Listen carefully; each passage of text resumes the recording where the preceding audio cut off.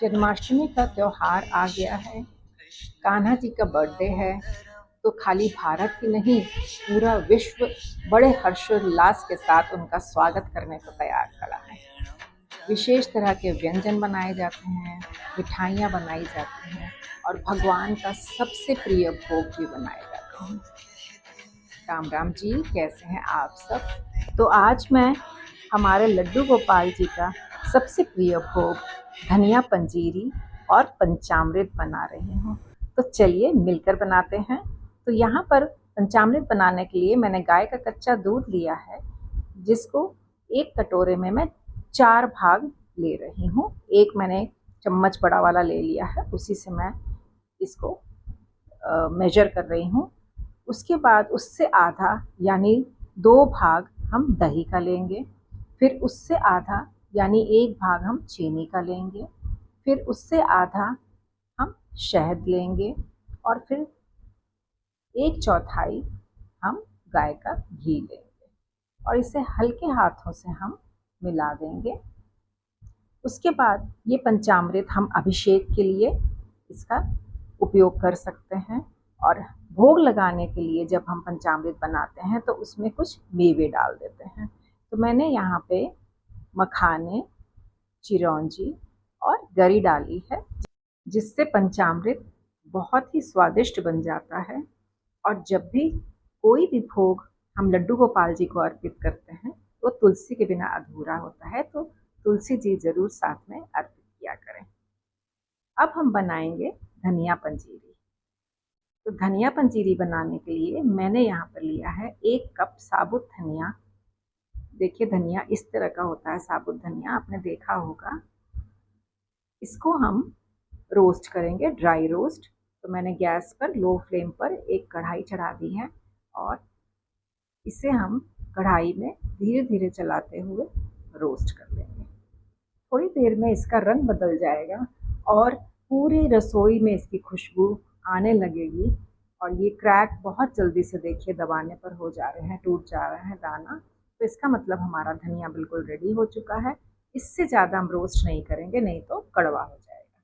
Gas को of करके इसे प्लेट में निकाल लेते हैं। आप चाहें तो जो पिसा हुआ धनिया मार्केट में मिलता है ना, उसको भी घी में थोड़ा सा भून कर हम पंजीरी बना सकते हैं, लेकिन साबुत धनिया की बात ही कुछ अलग होती है। अब कढ़ाई में मैंने 2 बड़े चम्मच घी ऐड किया है, जिसमें मैं ऐड कर रही हूँ 8-10 बादाम और 8-10 काजू।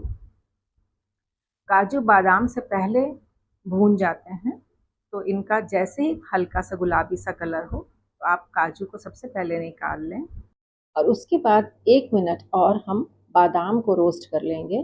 बादाम थोड़ा सा काजू से ज़्यादा टाइम लेते हैं।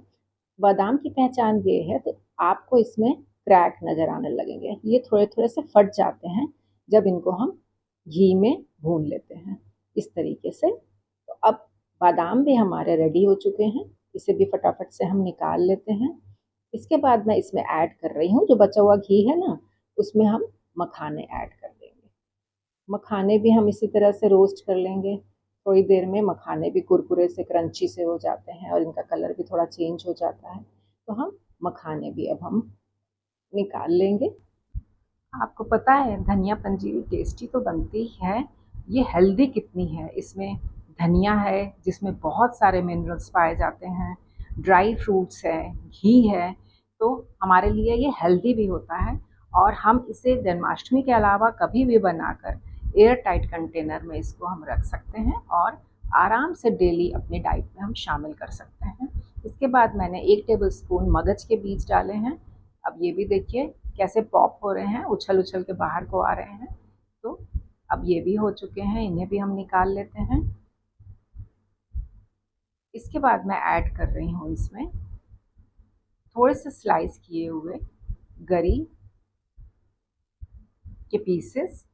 ये देखिए नारियल के पीसेस हैं, इनको भी हल्का सा हम रोस्ट कर लेंगे थोड़े से घी में और इन्हें भी हम निकाल लेंगे।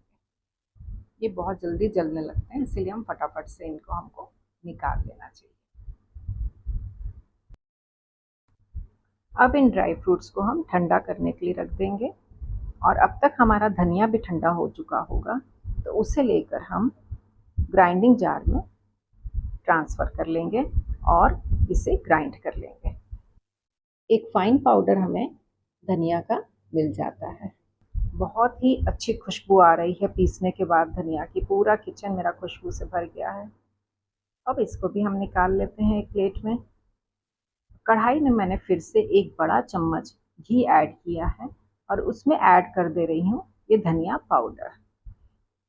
हमने पहले इसे ड्राई रोस्ट किया था, लेकिन दोबारा से हम इसको घी में जब हम रोस्ट करेंगे ना, तो इसका स्वाद और खुशबू दोनों ही बहुत बढ़िया हो जाते हैं।